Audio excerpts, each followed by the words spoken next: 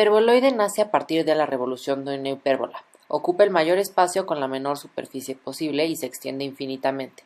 Cuando los valores en x y y se vuelven negativos, este cambia a ser un hiperboloide de dos hojas. Las superficies cuadráticas tienen una o todas sus variables elevadas a la segunda potencia. Depende de dónde cambiemos los signos, se va a cambiar su forma. Si todos son positivos se junta la figura, pero si se cambia uno a negativo la figura se separa. Depende de qué valor se le asigna a la ecuación x cuadrada más y cuadrada menos z cuadrada es igual a 0. En el punto en donde la z sea 0 se va a cortar porque ahí el signo se vuelve negativo y ahí corresponde la disminución. Lo que representa el cuadrado es que la figura va a tener el reflejo en las dos partes del eje sobre el que se está hablando, es decir, en la parte negativa y positiva. Se puede observar también que el eje que tenga mayor coeficiente normalmente va a ser el que más parte va a ocupar del plano. Sobre este eje es donde vamos a notar los cambios. Por ejemplo, en la gráfica del hiperboloide de una hoja podemos notar como si y cuadrada entre 45 más x cuadrada entre 2 menos z cuadrada entre 7, la figura va a estar sobre el eje de la y, que es mayormente porque aquí está el mayor coeficiente y la gráfica se extiende sobre este eje. El volumen del cono se calcula con b es igual a pi por r cuadrada por h dividido entre 3. La altura del cono está fijada por una de las coordenadas y puede variar si este se cambia. El radio también se fija con una coordenada y también varía dependiendo de su valor. Las figuras que escogimos fueron hiperboloide, paraboloide elíptico y un cono, debido a que estas tres figuras se parecen mucho entre ellas y vamos a poder observar los cambios. En el cono notamos que si todas tienen el mismo movimiento en la misma figura, solo podemos notar un cambio al insertar diferentes valores para los coeficientes. Estos están dependiendo del eje que fue modificado. Los cambios con números grandes son pequeños y no se pueden llegar a notar bien. La paraboloide se crea al deslizar una parábola vertical con concavidad hacia abajo al lado de otras iguales y sus secciones horizontales son elipses. La revolución se logra cuando una parábola gira alrededor de su eje de simetría, y el origen va variando dependiendo de las coordenadas. Por ejemplo, en el paraboloide elíptico notamos cómo la z no es al cuadrado y por esto solo se representa en uno de los ejes. No tiene espejo debido a que no es un valor cuadrático y solo nos da una figura.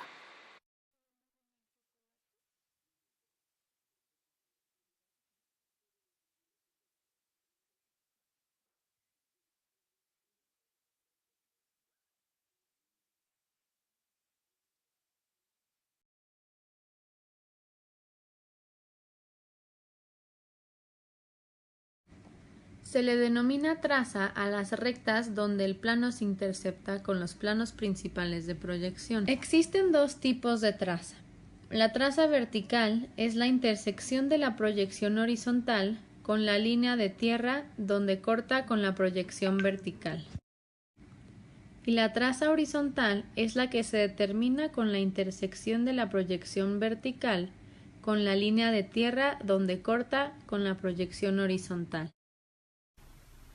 Curvas de nivel.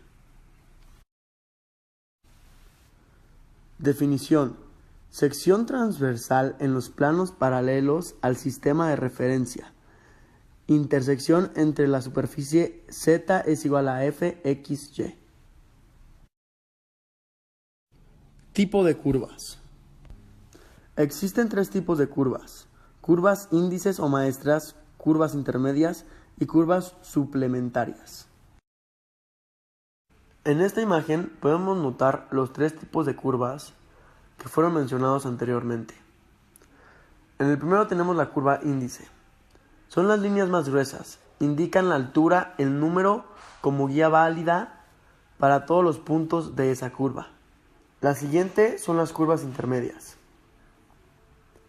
Son líneas finas en las que no se lee la altura, pero que podemos averiguar fácilmente tomando como referencia las líneas más gruesas, teniendo en cuenta la equidistancia según la escala del plano. Por último, tenemos las curvas suplementarias. Son aquellas líneas entrecortadas dentro del plano. Son aquellas que no guardan equidistancia normal, por lo tanto deben ir acostadas. Como podemos ver aquí en el ejercicio, nos están dando la función de f(x, y) es igual a x al cuadrado menos y al cuadrado. Y nos pide que tracemos curvas de nivel.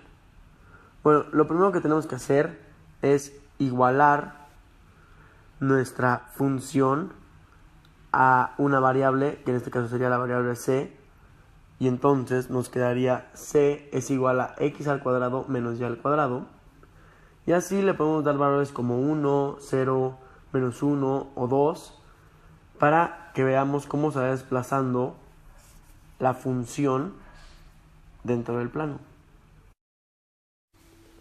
En esta imagen podemos notar otro ejemplo de otra curva de nivel de la función x al cuadrado más y al cuadrado.